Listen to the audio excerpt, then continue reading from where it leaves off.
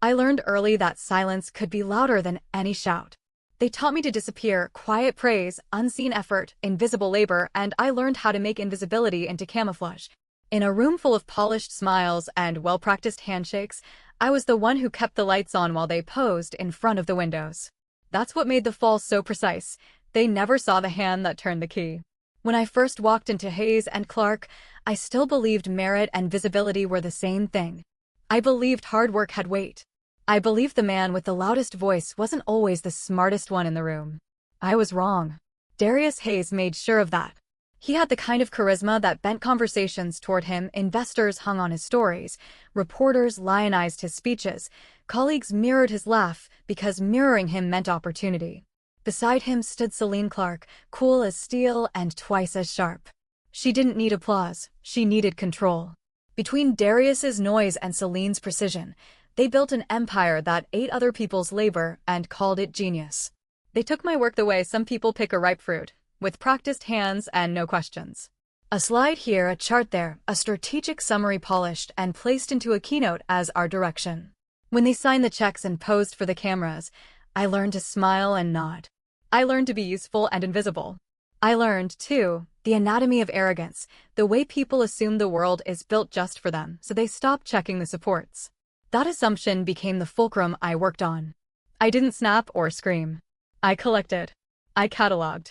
I saved every original file, every draft, every time-stamped spreadsheet that proved authorship. I archived email threads, version histories, metadata, mundane, digital breadcrumbs they left simply because they never imagined someone would bother following them. Celine had a habit of skipping the version notes when she was sure she knew the outcome. Darius wrote off inconvenient questions with charm and a smile. I made maps out of their carelessness, and I hid those maps in places they would never look, encrypted archives disguised as administrative backups, off-site notes labeled as old vendor invoices, private folders that looked like routine HR paperwork. I spread the truth across systems like seeds across a field. When the right storm came, they'd sprout in all the wrong places. 2 years of patience teaches anatomy well. You begin to notice patterns, which clients believe speeches over documents, which partners never read beyond an executive summary, which board members trusted charm more than contracts. You learn how their empire lives on momentum, not on substance. And momentum is fragile when someone removes the fuel. The first real vein of gold I touched was Project Hail, a logistics expansion that would redefine the firm's worth. They appointed it as their masterpiece, Darius's spectacle, Celine's architecture. They wanted headlines and investor envy. I wanted something else. I wanted to make sure that when the applause died, the empire didn't have a backbone to stand on. I sat at the back of the room during the big presentation and watched people cheer for numbers I had modeled at 3 in the morning. Darius took my projections and turned them into a story about destiny. He said, "We are the future," like a priest intoning doctrine, and the room fed on it. Nobody noticed the tiny clause in the supply contract that, under a specific currency hedge trigger, reversed revenue recognition in a way that would push liabilities into the public eye rather than keep them hidden in private capital flows. Nobody would have noticed, either, except I had flagged it when I first saw the draft. I archived the annotated version, the original spreadsheet, the email trail where Celine had signed off on a clean version without checking the embedded macros. I didn't confront them after the presentation. Confrontation is a sound that makes witnesses and creates allies. It also gets you photographed, quoted, and quietly sidelined. Instead, I worked silently and precisely. I made small, unnoticeable changes in routine, subtle redirects that looked like administrative housekeeping, an accounting entry adjusted to a different routing because of a vendor consolidation.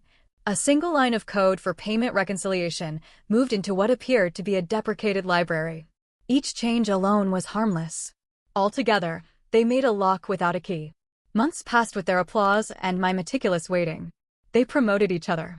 They posed in glossy magazine spreads. At company retreats they walked the stage and accepted praise so smoothly it looked rehearsed. I smiled and clapped, and I kept my ledger current. I added notes. I updated timestamps. I waited for the thermal spike, the moment when systems stressed by growth would hit those little bends and reveal the strain.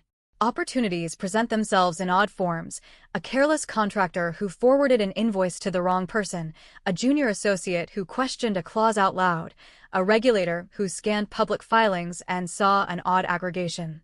I coaxed those opportunities into being by feeding the necessary conditions. An anonymous email, with carefully attached documents, landed in the inbox of a journalist who liked scandal.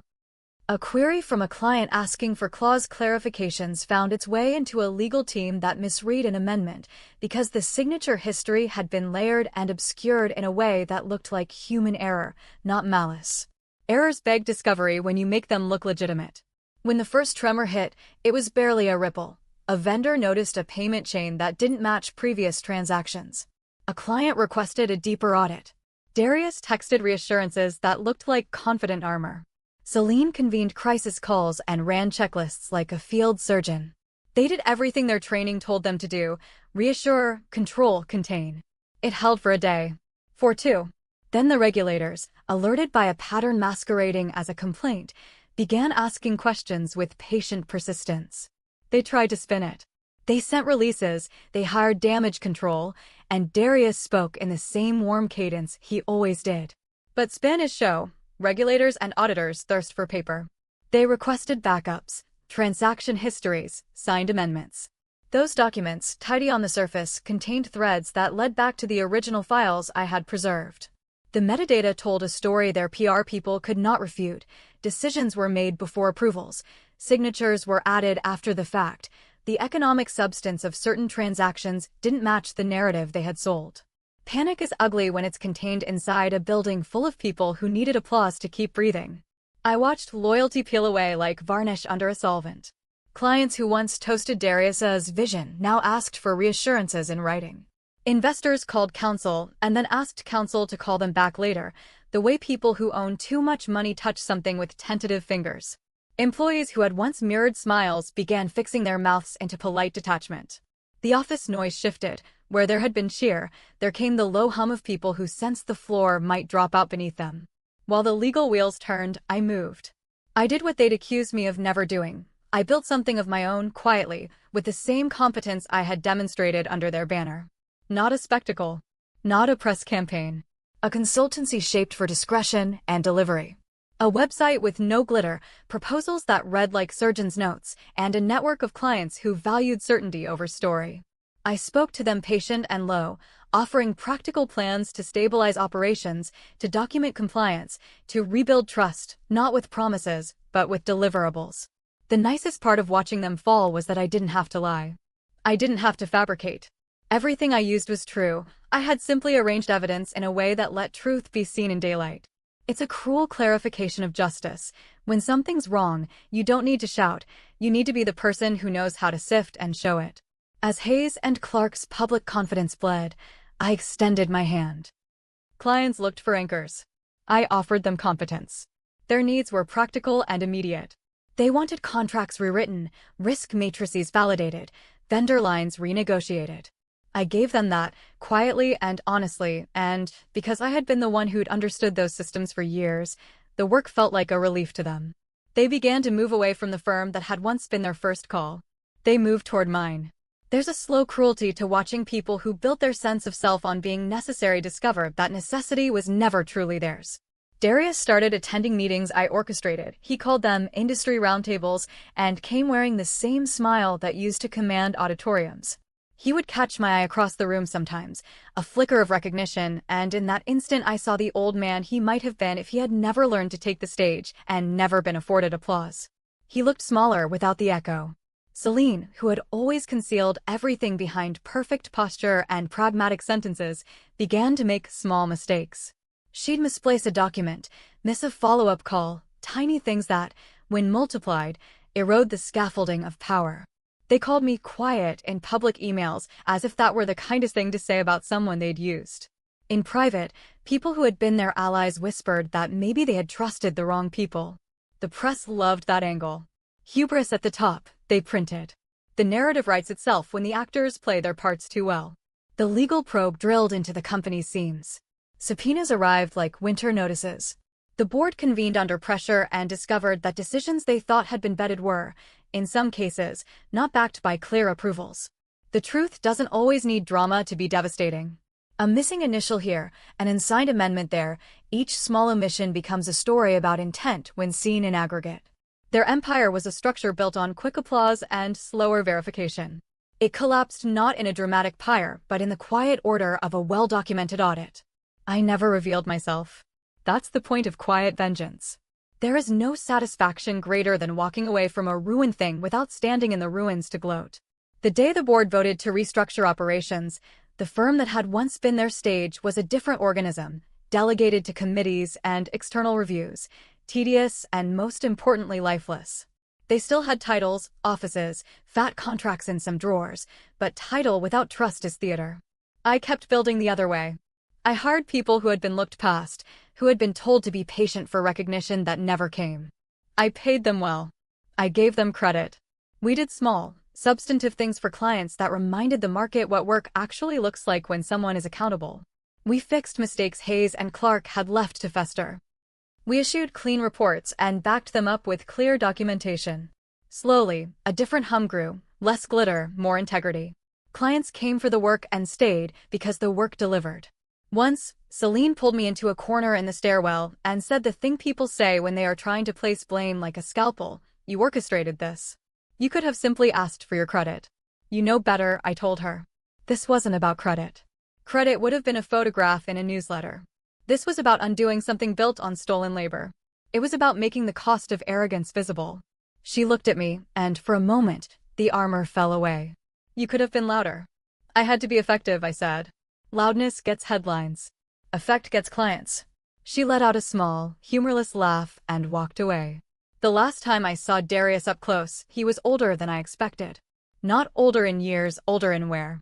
At an industry event, his smile had the hollow ring of someone practicing joy. He mouthed a word I couldn't read and then went back to the microphone. I walked out of that room the way I had walked into so many meetings in my life, carrying only what I needed and leaving theatrics for those who believed in them. I had my small team with me, people who knew their value because I had been the one to tell them. We had clients who trusted us because we were rigorous, not because we promised epics. When the company's name slid from headlines into case studies about governance failures, I did the mundane things people do who have nothing to prove to strangers. I made coffee, answered emails, mentored a junior analyst who reminded me of my younger self, and scheduled a client call. The satisfaction was a quiet, domestic thing, the satisfaction of returning a ledger to balance, of sending back a clean report with a single-line note: corrected, implement immediately.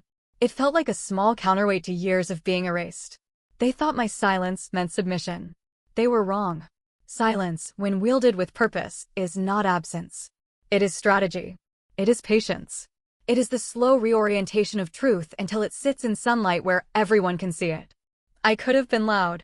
I chose something else, a surgical, unnoticeable unmaking that left them in the hollow of applause and us in the work of actually delivering results.